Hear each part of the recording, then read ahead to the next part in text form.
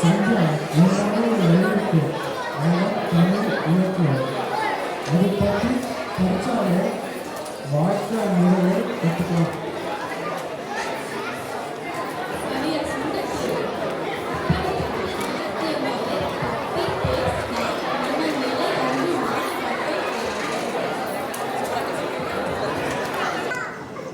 அனைவருக்கும் வணக்கம். என் பேர் ஸ்ரீனிவாசன். நானும் மீனா கோபால் சுவாமி அவர்களும் இந்த நிலை 5 மாணவர்களோட தமிழ் பயிலுவோம் இந்த வருஷம். முதல்ல ஏன் இந்த தலைப்பு அப்படின்றதான் பார்க்கணும். தமிழ் இலக்கியங்கள் ஒரு பார்வை அப்படின்றது. பொதுவாக நம்ம எல்லாருக்குமே எங்கள் குழந்தைகளாகட்டும் இல்லை இங்கே இருக்கிற பெரியவர்களாகட்டும் கதை கேட்கறதுனால எல்லாருக்கும் ரொம்ப பிடிக்கும்.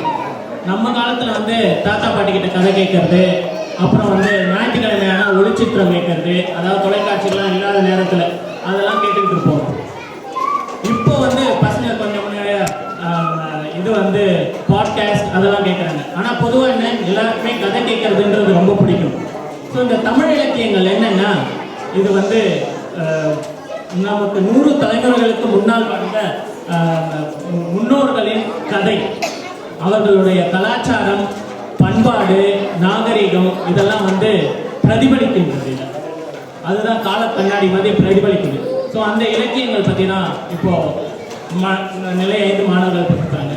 இலக்கியங்கள் அப்படின்னாலே நம்ம பொதுவாக இது சங்க இலக்கியங்கள், பக்தி இலக்கியங்கள், காப்பிய இலக்கியங்கள், நீதி இலக்கியம், தற்கால இலக்கியம், சிற்றிலக்கியம் இது எல்லாமே வரும். எல்லாத்த பற்றியும் தான் நம்ம மக்கள் பேசிப்பாங்க குழந்தைகள். முக்கியமாக இன்னொன்று என்னென்னா, நம்ம தமிழ் மொழிக்கே உண்டான ஒரு சிறப்பு பொருளுக்கான இலக்கணம். வாழ்க்கையில் என்ன இருக்கோ அது பொருள் இலக்கணம். அதை வச்சு கூட இலக்கியங்கள் படைத்திருக்காங்க. அதை பற்றியும் பேச போகிறாங்க. எப்படி போர் பண்ணணும் அதற்கான ஒரு இலக்கணம், எப்படி கொடை, வீரம், ஒவ்வொன்றுத்துக்கும் ஒரு இலக்கணம் எழுதியிருக்காங்க. இது எப்போ எழுதுனாங்க? இப்போ இல்லை, 2000 ஆண்டுகளுக்கு முன்னரே எழுதியிருக்காங்க. அதை பற்றி தான் நம்ம பசங்க பேச போகிறாங்க. ஸோ இந்த மாதிரி இருக்கிற இலக்கியங்களை கிட்டத்தட்ட 19ஆம் நூற்றாண்டின் முற்பகுதியில் தான் இதை அச்சுப்பணியிலே ஏற்றாங்க.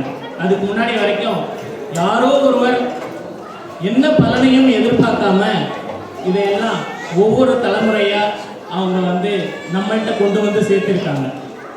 நம்மளோட கடமை இதை அடுத்த தலைமுறைக்கு கொண்டு போய் சேர்க்கணும். அதற்கான முன்னேற்பாடாக இதோ இந்த நிலை 5 மாணவர்கள் இப்பவே தயாராகிட்டாங்க. அவங்க இலக்கியங்கள் பற்றி பேசுவாங்க.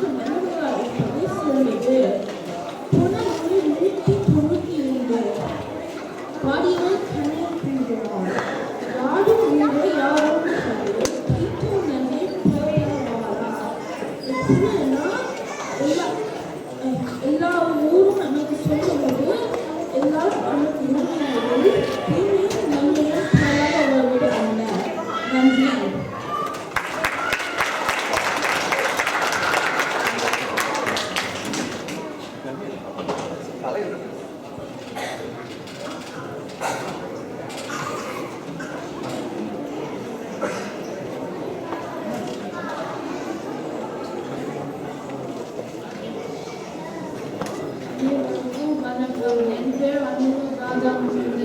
நான் தேவாரம் பற்றி பேசப் போகிறேன். தேவாரம் என்பது சிவபெருமான் மீது பாடப்பட்ட 12 திருமுறைகளில் முதல் 7 திருமுறைகள் ஆகும். இந்த 7 திருமுறைகளை திருஞான சம்பந்தர், திருநாவுக்கரசர் மற்றும் சுந்தரர் பாடினார்கள். தெய்வங்கள் மீது பாடப்பட்ட ஆழம், அதாவது மாலை என்பதால் தேவாரம் என அழைக்கப்படுகின்றது. முதல் 3 திருமுறைகளை பாடினவர் திருஞான சம்பந்தர். 4வது, 5வது, 6வது திருமுறையை எழுதினவர் திருநாவுக்கரசர். சுந்தரமூர்த்தி நாயனார் என்கிற சுந்தரர் 7வது திருமுறையை எழுதினார். 10ஆம் நூற்றாண்டில் ராஜராஜ சோழன் ஆட்சியில் நம்பியாண்டார் நம்பி என்பவர் 12 திருமுறையை தொகுத்தார். நீங்கள் பொன்னியின் செல்வன் படம் பார்த்தீங்களா? அதில் வரும் ஜெயராம் தாங்க நம்பியாண்டார் நம்பி. நன்றி, வணக்கம்.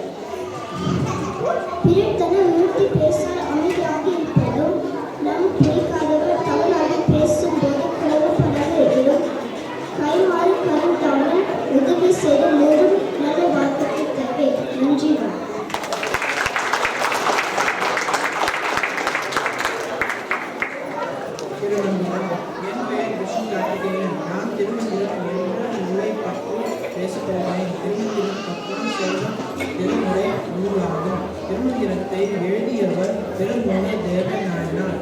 இவர் கடவுளின் மலை வாழ்க்கையில் நடுவர் 9 12 இந்த பழமையான தமிழ் இலக்கிய நூல்களில் ஒன்று. யோக சாஸ்திரம், விஞ்ஞானம், அறிவியல், ஆய்வர் போன்ற நூல்களுக்கு மூத்த நூலாக விளங்குவது திருமந்திரம் ஆகும். ஒவ்வொரு வரியிலும் 12 எழுத்துக்கள் மட்டுமே கொண்டு எழுதப்பட்ட நூல் திருமந்திரம். இலட்சிய வெந்தலை பா என்ற இலக்கண உரையில் எழுதப்பட்டது. அறம் என்ன என்பதை அழகாக விளக்கும் திருமந்திரம் பாடல். யாவர்க்குமாம் இறைவனுக்கு விளக்கத்தில்லை, யாவர்க்குமாம் பசுவுக்கு ஒரு வாயிலை, யாவர்க்குமாம் இன்னும் போது விட கைப்படி, யாவர்க்குமாம் பிறர்க்கு உன்னுடைத்தானே. நன்றி, வணக்கம்.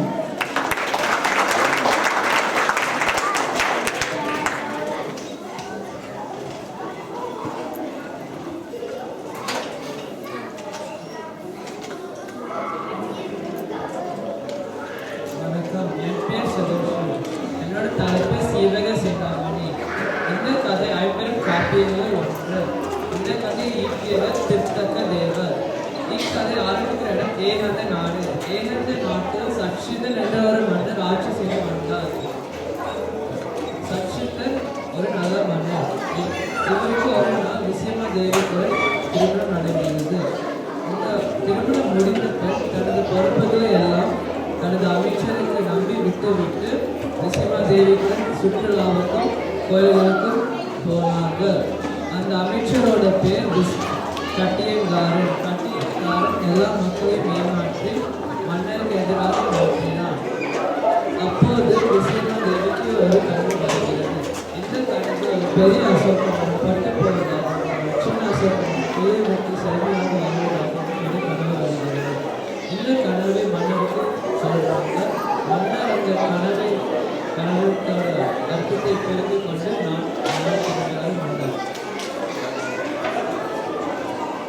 அப்போது மன்னர் நாடு திரும்பும்போது அந்த அமைச்சர் பண்ண துரோகத்தை பார்த்து மனமுடைந்து போனார் மன்னர். அப்போது மன்னர் ஒரு மயில் போன வாகனத்தை உருவாக்கி விசயமா தேவியை காப்பாற்றுவதற்காக உருவாக்குறாரு. அப்போது கட்டியக்காரன் போரை தொடர்ந்தான். இந்த போர் மன்னர் மரணம் அடைகிறார். அந்த மயில் போன வாகனம் விசயமா தேவியை மேலே கொண்டு போகுது. அப்போ ஒரு இடுகாட்டில் கீழே வராங்க விசயமா தேவி. அப்போது விசயமா தேவிக்கு ஒரு ஆண் குழந்தை கிடைக்கிறது. அந்த ஆண் குழந்தையை விட்டு போறாங்க விசயமா தேவி. அப்போது ஒரு வணிகர் அந்த வழியை வரும்போது அந்த குழந்தையை கத்தெடுத்து சீவகன் என்ற பெயர் சூட்டுகிறாங்க. சீவகன் பெரிய பையனாகி தனது பிறப்பு ரகசியத்தை தெரிந்து கொண்டு கட்டியக்காரனை ஜெயிக்கிறாங்க.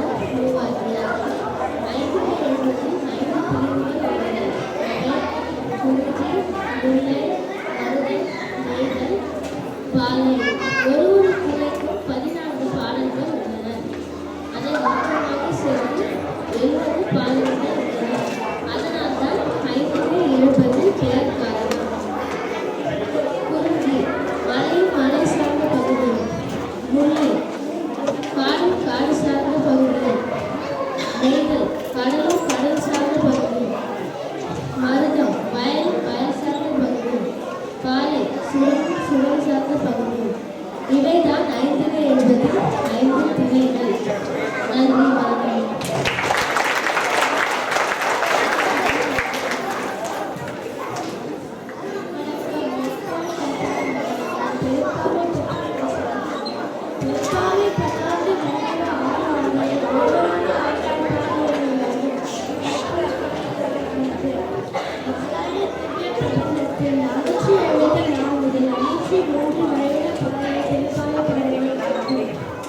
பெரிய மரியாதை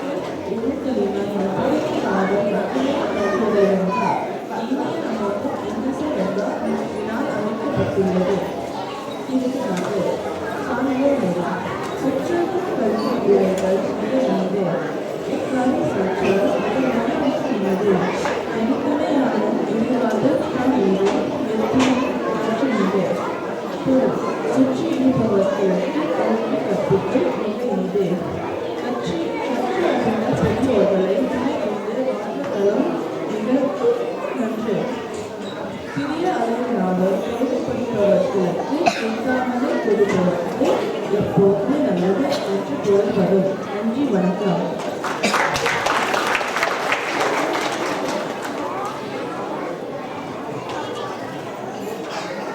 வணக்கம். என் பெயர் அன்றைய புகையாசன். அப்பொழுது திருக்குறள் பற்றி பேசப் போகிறேன். திருக்குறள் உலக பொதுமறை என்று போற்றப்படுகிறது.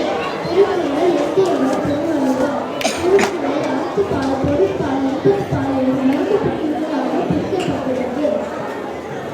திருக்குறளில் 133 அதிகாரங்கள் இருக்கு. ஒரு அதிகாரத்துக்கு 10 குறள்கள் இருக்கு. இதனால் மொத்தம் அது 1330 குறள் இருக்கு. திருக்குறளில் நல்ல வாழ்க்கைக்கு நல்ல கருத்துகள்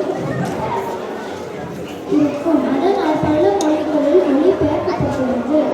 ஆங்கிலத்தில் மொழிபெயர்ப்புகள் இப்போ இந்தியாவில் தமிழ்நாட்டில் கன்னியாகுமரியில் 103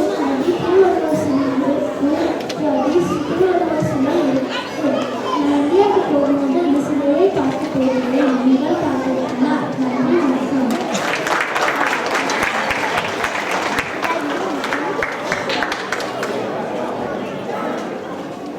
வணக்கம். என் பெயர் மணிகாந்தி ஜெகதீசன்.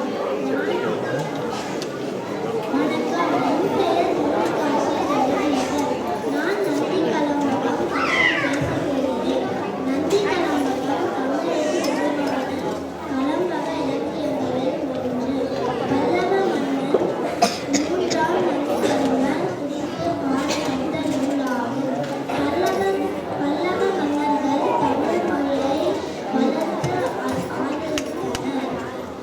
நந்தி கலம்பகத்தின் காலம் கிபி 9ஆம் நூற்றாண்டு ஆகும். நந்தி கலம்பகத்தில் 144 பாடல்கள் உள்ளது. நந்தி கலம்பகத்தின் ஆசிரியர் பெயர் தெரியவில்லை. நந்திவர்மர் தமிழ் மேல் இருக்கிற ஆர்வத்தால் நந்தி கலம்பகம் பாடல்களை கேட்டு உயரை நீத்தார். நன்றி, வணக்கம்.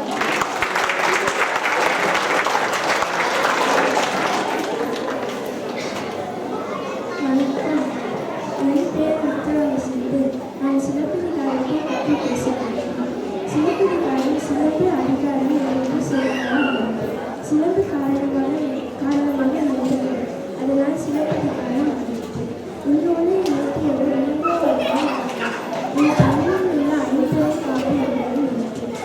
இதை 7ஆம் நூற்றாண்டில் எழுதப்பட்டது. இது கோவலன் கண்ணகியின் வாழ்க்கை வரலாற்றை சுற்றியுள்ளது. சிலப்பதிகாரத்தில் உள்ள மத சார்புகளோ மன்னர் சார்புகளோ இருக்கவில்லை என்பதை தெரிவிக்கிறது. சிலப்பதிகாரம் நமக்கு பல வாழ்க்கை நெறிமுறைகளை கற்றுத்தருகிறது. அரசியல் பிழைப்புகளுக்கு அரணை அமைக்கும்.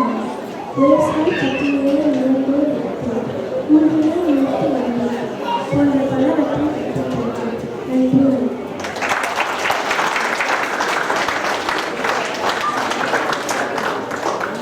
ரொம்ப நன்றிங்க அமைதியா பார்த்து. இப்போ வந்து இந்த இலக்கியங்கள்லாம் பசங்க கிளாஸில் பேசும்போதே வகுப்பில் பேசும்போதே சிறப்புரைக்காக நாங்கள் கூப்பிட்டுருந்தோம். ஐயா கோபால்சாமி ஐயாவை கூப்பிட்டுருந்தோம். அவர் வந்து கிட்டத்தட்ட 40 வருடங்களாக பேராசிரியராக இருக்காரு. முதுகலை பட்டம் பெற்றவர். அவரை வந்து இங்கே ஒரு சில மொழிகள் பேச சொல்லி கேட்குறவர்.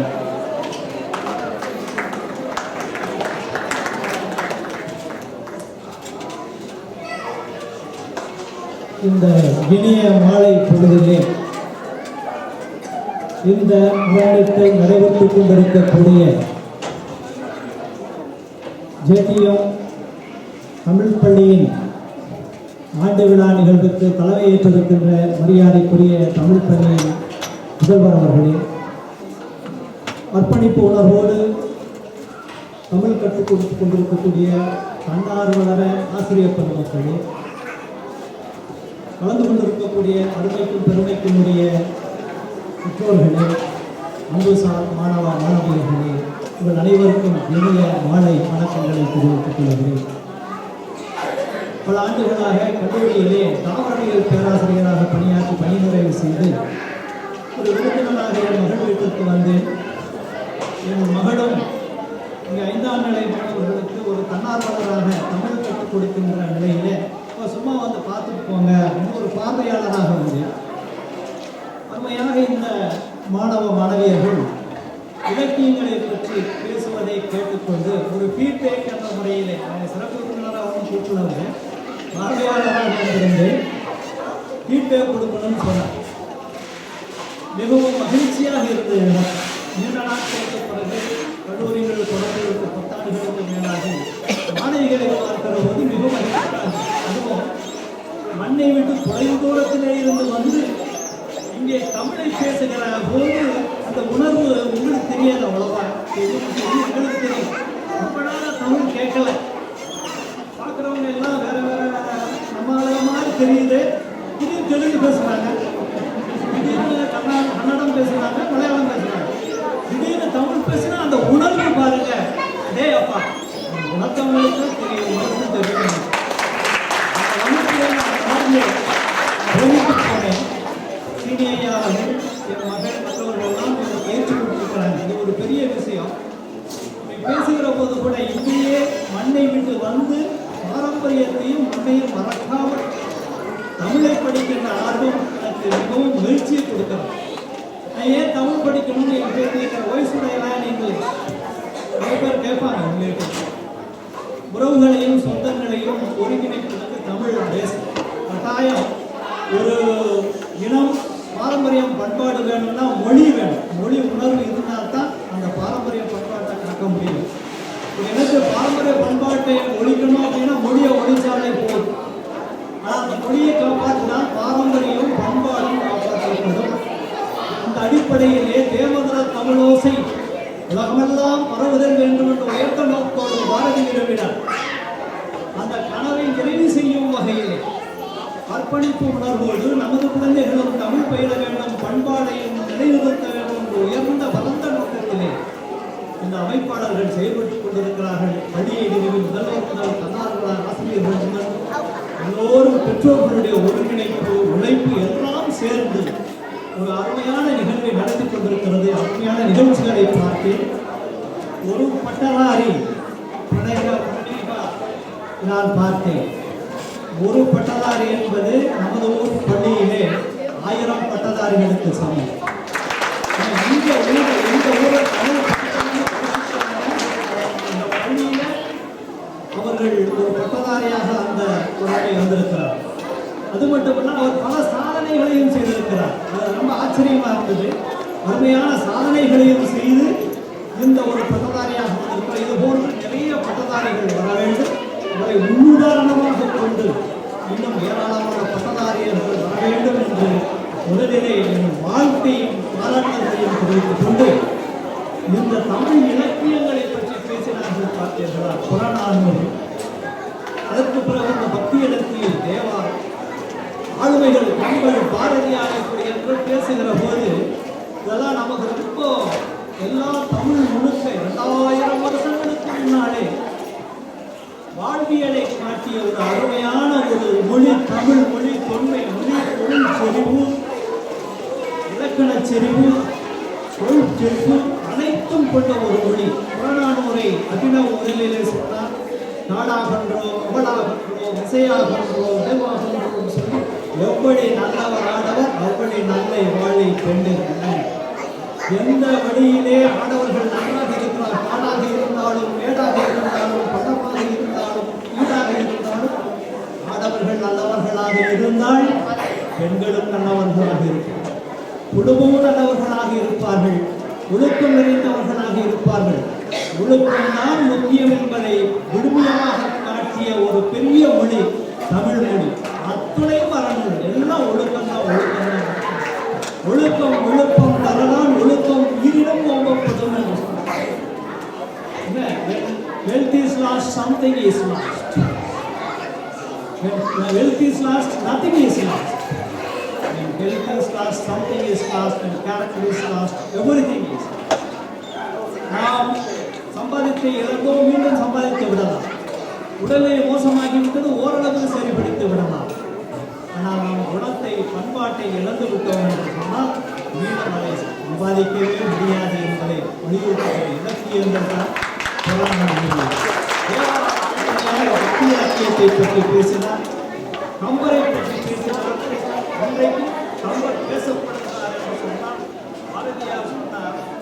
கல்வி சிறந்த தமிழ்நாடு, புகழ் கம்பன் பிறந்த தமிழ்நாடு.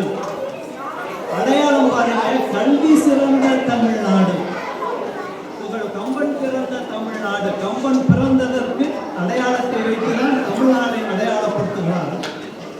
சொல்ற புலவர்களை போல், யாம் அறிந்த புலவரிலே கம்பனை போல், வள்ளுவனை போல், இளங்கோவை போல் பூமி தனும் யாங்களும் கண்டதில்லை, நாம் பார்த்ததே இல்லையா. உண்மை, வெறும் புகழ்ச்சியில நான் புகழுக்காக சொல்ல, இது உண்மை அப்படின்னு சொல்லி யாம் அறிந்த மொழிகளிலே தமிழ் மொழி போல் இனிதாவது எங்கும் காணோம். பாரதியார் அப்படி சொன்னார்னா நம்ம மாதிரி ஒரு மொழி படிச்சுன்னு சொல்லலை. கன்னடம் தெரியும், கடிதெழுத்து தெரியும், மலையாளம் தெரியும், வடமொழி தெரியும். அவருக்கு ஆங்கிலமும் கீட்ஸ் அண்ட் செடியையும் படித்திருக்கிறார். அப்பேற்பட்ட ஒரு பாரதி தமிழ் மொழி போல் இனிதாவது எங்கும் காணோம் என்று சொன்னார் என்றால் இனிமையான மொழி தமிழ் மொழி.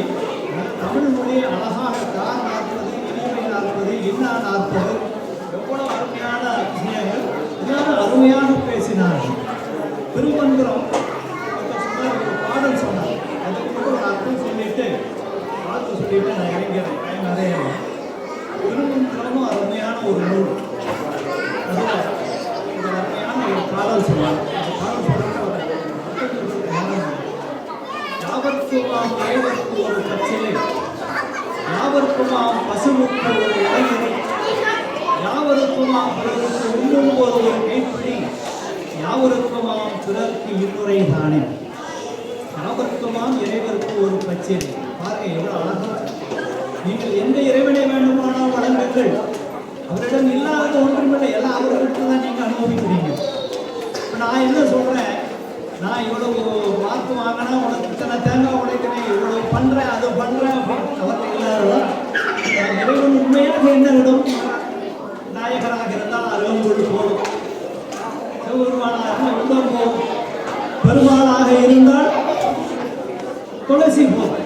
யாவர்க்குமாம் இறைவருக்கு ஒரு பச்சிலை, யாவர்க்குமாம் பசுவுக்கு ஒரு வாயிலை. பசு வாய் பேச முடியாது, எனக்கு பசிக்குதுன்னு சொல்ல முடியாது. அதனால அதுக்கு ஒரு வாய் இறை பசிக்கும் போது எவை போடுங்க. யாவர்க்குமாம் பிறருக்கு உண்ணும் போது ஒரு கைப்பிடி. நீங்கள் உணவு உண்ணும் பொழுது பசியோடு உங்களுக்கு பக்கத்திலே இருக்கிறார்கள், ஒரு கைப்பிடி உணவாவது கொடுங்கள் நீங்கள் அறிந்து. இதுவும் முடியலையா? யாவர்க்கும் பிறருக்கு இன்னுரை தானே. இது எல்லாம் முடியல, ஒரு நல்ல வார்த்தையானது சொல்லி அவங்களுக்கு மொத்து போய் இதை செஞ்சியா உனக்கு இன்னும் வேணும்னு சொல்ல பரவாயில்லப்ப. எல்லாருக்கும் இந்த கஷ்டம் வரதான் செய்யும். இதையும் தாண்டி ஒரு நாள் செல்ல முடியும். நீ நினைக்கலாம், சளிப்படைந்து விடாதே, இன்னும் ஒருவர் இயற்கை, நீ வெற்றுக்கொள்ள முடியும் என்று நல்ல வார்த்தைகள் யார் சொல்லுகிறார்களோ அதுவும் இன்னுரை வேணும் என்று அழகான ஒரு இலக்கியம். இதுதான் நமது தமிழ் இலக்கியம். கம்பனை சொன்னால் 10,000 கதைகள் சொத்தாக அள்ளி வைத்த சத்தான கம்பனுக்கு இன்னும் வித்தாகவில்லை ஈடு. காலமெனும் ஆழியிலே, காற்று மலையெனும் ஊழியிலே சாகாத கம்பனின் பாட்டு அது தலைமுறைக்கு எழுதி வைத்த சீட்டு என்றார் கண்ணதாசன். கம்பனை பத்தி இன்னைக்கு பேசுறாங்கன்னா அதுக்கு காரணம் இதுதான். ஆகவே தமிழ் படிக்கிறார்கள், கொஞ்சம் சிரமம்தான், ஆனால் அதுக்கு ஒரு பயிற்சி வேணும். எல்லாரும் பேசணும், திரும்ப திரும்பி வீட்டிலையும் பேசணும், பெற்றோர்களும் தமிழ் பேசணும். படித்தா மட்டும் போதாது, வீட்டில் பேசி பழகணும். பழகினால்தான் தமிழ் வரும். சித்திரமும் கைப்பழக்கம், செந்தமிழும் நாப்பழக்கம், வைத்ததொரு கல்வி மனப்பழக்கம், நித்தம் நடையும் நடைப்பழக்கம், தானமும் கொடையும் உடன் பிறந்தது. படம் வரைஞ்சு பார்த்தா தான் ஓவியம் வரைஞ்சாதான் அந்த ஆர்ட் வரும். தமிழ் சொல்ல சொல்ல பழக பழகதான் வரும். பாவம் இங்க முதலிருந்து ஆங்கிலம் பிறந்திலிருந்து ஆங்கிலம் படிக்கிறவங்களுக்கு சரியா வராது. அந்த பேட்டி திடீர்னு உடுப்பு சரியில்லை, உடுப்பு சரியில்லைங்க, என்னடா உடம்பு சரியில்லைன்னு வரல. பாவம் நிறைய பிள்ளைகள் சிரமப்பட்டு தமிழ் பேசுகிறார்கள். ஆனா அப்படி சிரமப்பட்டாலும் பரவாயில்லை, தயவு செய்து தமிழ் பேசுங்கள். சித்திரமும் கைப்பழக்கம், செந்தமிழும் நாப்பழக்கம், வைத்ததொரு கல்வி மனப்பழக்கம். மட்டும் சொன்னது நான் சொன்னேன், வைத்ததொரு கல்வி மனப்பழக்கம். கொஞ்சம் ரொம்ப பேர் குறிப்புகள் இல்லாமலே படித்தார்கள், பாராட்டுகள். குறிப்புகள் வைத்து படித்தார்கள், முயற்சிக்கு பாராட்டுகள். கொஞ்சம் படிக்கணும். படித்தாதான் இன்னும் கொஞ்சம் உங்களுக்கு நல்லா இருக்கும். anything ட்ரெயின்டு மெமரி அன்ட்ரெயின்டு மெமரிங்கிறது எல்லாருக்கும் எனக்கு ஞாபக சக்தி இல்லைன்னு சொல்லுவோம். உண்மை கிடையாது. மனப்பழக்கம். உங்கள் எந்த அளவுக்கு மெமரியை பயிற்சி கொடுக்குறீங்களோ அந்த அளவுக்கு உங்களுக்கு பயிற்சி வரும். இல்லைன்னா பயிற்சி வராது. எதுக்குறதெல்லாம் நீங்கள் இதையே பார்த்துக்கிட்டு இருந்தீங்கன்னா எதுவுமே வராது. ஒரு லிஸ்ட் 4 இந்த கடையில் வாங்கிட்டு அதை கூட ஃபோட்டோ எடுத்துக்கணும் வராது. இந்த காலத்தில் எவ்வளவு மனப்பாடம் பண்ணணும், வாய்ப்பாடுகள் கிடைச்சோம். கொஞ்சம் கொஞ்சம் தயவு செய்து சுந்தர் பிச்சையை பற்றி நீண்ட நெடிய ஒருத்தர் சொன்னார். ஒரு இசையமைப்பாளரை பற்றி ஒருத்தர் சொன்னார். புறநானூரை பற்றி அவர் அழகாக பார்க்காம சொன்னார். பார்த்து சொன்னவங்க நான் தப்பா சொல்லலாம். முயற்சிக்கு பாராட்டுக்கள். எதிர்காலத்தில் நீங்கள் உங்கள் குறிப்புகளை தயவு செய்து மனநம் செய்ய முதல்ல மேடை கூச்சம் போகும். மனப்பாடம் செஞ்சு அந்த மனப்பழக்கம் வர வர அந்த கல்வியினுடைய இது இன்னும் உங்களுக்கு ஒரு மிகச்சிறந்த எல்லாருக்கும் பாராட்டுவர்கள் நந்திக்கிழமை எல்லாருக்கும் அருமையாக பேசினாங்க. நேரம் இல்லை எனக்கு எப்படி சொன்னா கூட நேரம் இல்லை. விரிவுரையாளராக இருந்ததாலே விரிவுரை அருமையாக போயிருக்கிற நிகழ்வுகள் முயற்சி இன்னும் தமிழ் நன்றாக வளர வேண்டும் என்று சொன்னால் ஆரம்பத்திலே எல்லாரும் சொன்னாங்க ஒரு விஷயம். பெற்றோர்களுடைய ஆர்வம், தன்னார்வம், ஆசிரியருடைய முயற்சி மற்றும் மாணவர் 3 பேருடைய கூட்டு முயற்சி இருந்தால் நிச்சயமாக தமிழை நிறைய பேர் இங்கிருந்த பட்டதாரிகளாக வரலாம். நீங்கள் படிக்கிறப்ப என்ன ஆகுனா தமிழையும் படிப்பீர்கள். உங்களுடைய அறிவும் பறந்துபட்டதாக விளங்கும். ஒரு முறை நீங்கள் மீண்டும் படிக்கிற போது உங்கள் அறிவு விசாலமானதாக இருக்கும். அதுவும் தொன்மையான ஒரு தமிழ் மொழியை செறிவுமிக்க வளமிக்க அருமையான தமிழ் மொழியை படிக்கிற போது இன்னும் உங்கள் அறிவு பறந்துபட்ட விசாலமாக இருக்கும். அது மட்டுமல்ல, உங்கள் உறவிலிருந்து விலகி போய்விடாமல் நெருங்கி போவீர்கள். மொழி போது கலந்து உரையாடுவீர்கள், நெருங்கி போவீர்கள் என்று சொல்லி அருமையாக இந்த மொழியை முயற்சி எடுத்து உங்கள் நேரத்தை செய்வது நமக்கு எதற்கு என்று ஒதுக்கிவிடாமல் அருமாறு கொண்டிருக்கக்கூடிய பெற்றோர்களுக்கு முதலிலேயே நான் நன்றியை தெரிவித்துக் கொள்கிறேன். தன்னார்வத்தோடு பணியை செய்து கொண்டிருக்கக்கூடிய தன்னார்வ ஆசிரியர்களுக்கு மாணவிகளுடைய ஆர்வத்தை பாராட்டணும்.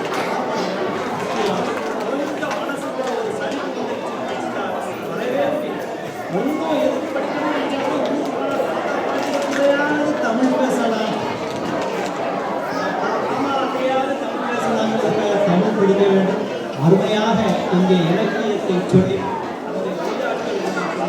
இங்கே மேடையிலே நிகழ்ச்சி இருக்கின்ற உங்களுக்கு மிக்க மிக்க நன்றிய வாழ்த்துக்களை பாராட்டுகளை தெரிவித்துக் கொண்டு பேசுவதற்கு அருமையான வாய்ப்பை வழங்கிய அருமையான இலக்கிய செல்வர் சீனி ஐயா அவர்களுக்கு மற்றும் ஆசிரியர் பெருமக்களுக்கு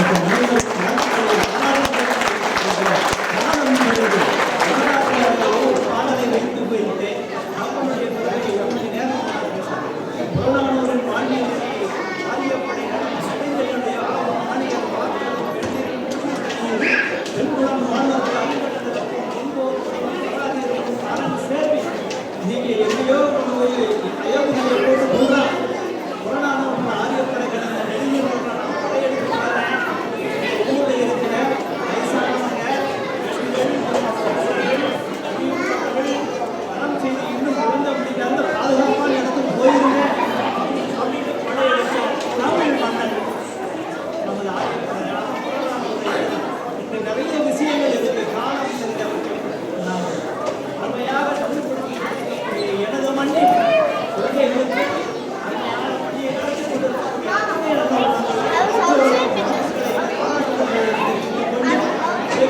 வாய்ப்புக்கு நன்றி பாராட்டி விடைபெறுகிறேன். நன்றி, வணக்கம். நன்றி.